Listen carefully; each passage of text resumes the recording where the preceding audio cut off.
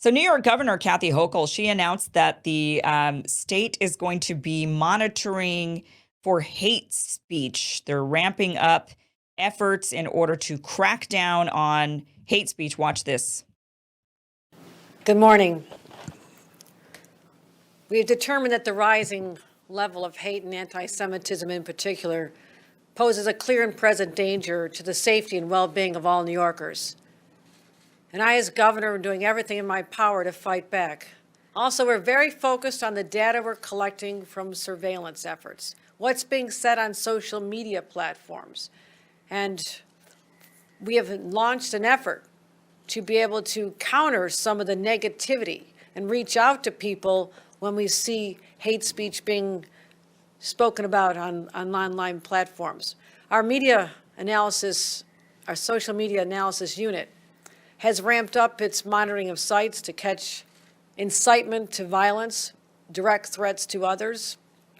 And all this is in response to our desire, our strong commitment to ensure that not only do New Yorkers be safe, but they also feel safe.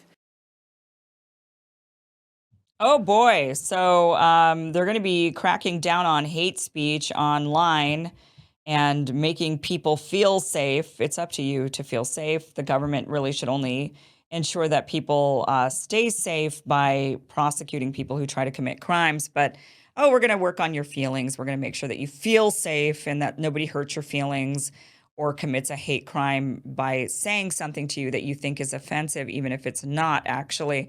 So she's actually bumping up the FBI's counterterrorism task force offices in New York, Albany, and Rochester, according to the governor's office. So they are dumping in $2.5 million more to the to the New York State Police to support his plan to embed an additional 10 investigators into this counterterrorism task force. And they're really just going to be cracking down on speech. They're going to be looking for people who are saying things that they think are anti-Semitic, things like from river to the sea, Palestine will be free. That has been deemed by some to be a call for genocide, even though the history of that phrase does not call for genocide. It just means that the Palestinian people will be free.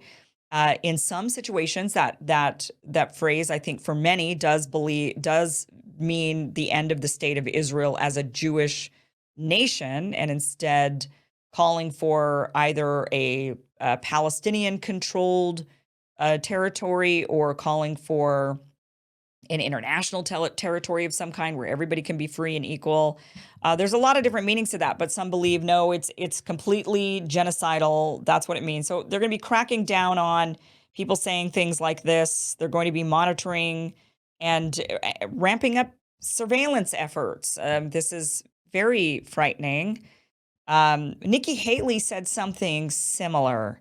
So she actually says that when she becomes president, if she were to become president, let's hope she doesn't, knock on wood, she says that she's going to be monitoring and cracking down on social media verification. Watch this.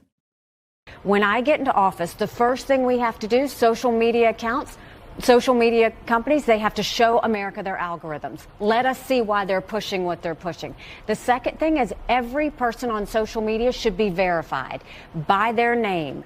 That's, first of all, it's a national security threat. When you do that, all of a sudden people have to stand by what they say, and it gets rid of the Russian bots, the Iranian bots, and the Chinese bots. And then you're going to get some civility when people know their name is next to what they say. Accountability. And they know their pastor and their family members going to see it. It's going to help our kids, and it's going to help our country.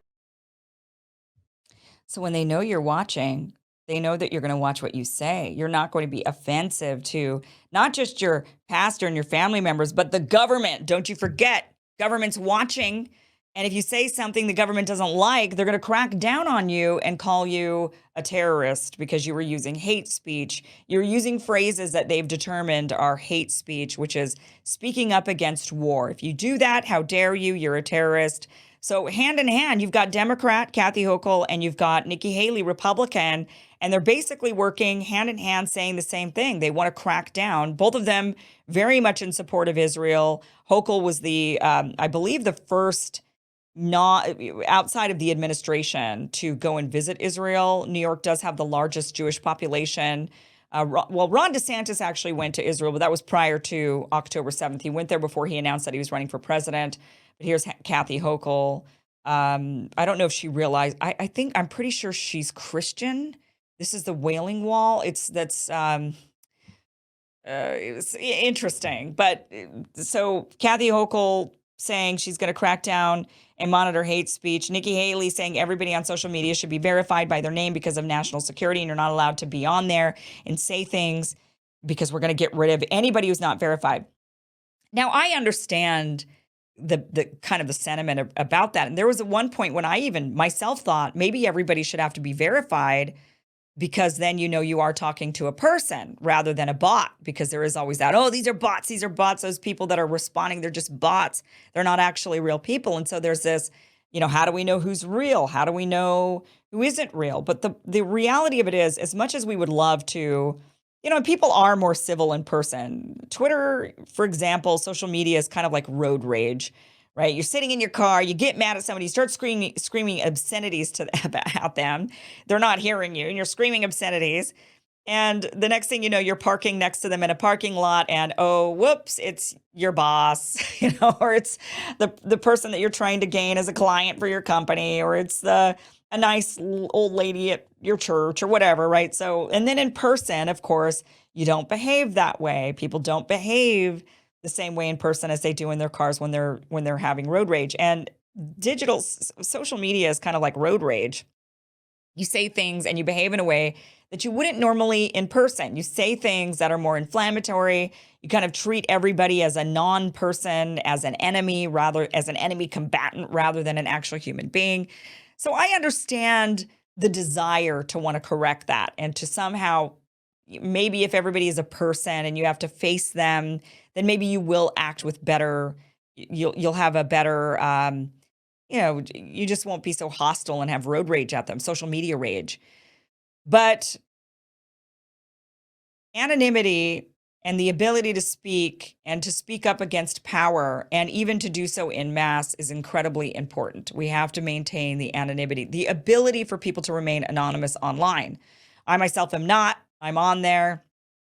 People know when I say things, but there are others who would have greater consequences if they were to be outed in some way. And so it is important to maintain to have the ability for people to remain anonymous. But there she is saying that she doesn't want any of that, and she's going to crack down, and then you're going to have to watch what you say because somebody's watching. And that somebody is Nikki Haley, the warmonger.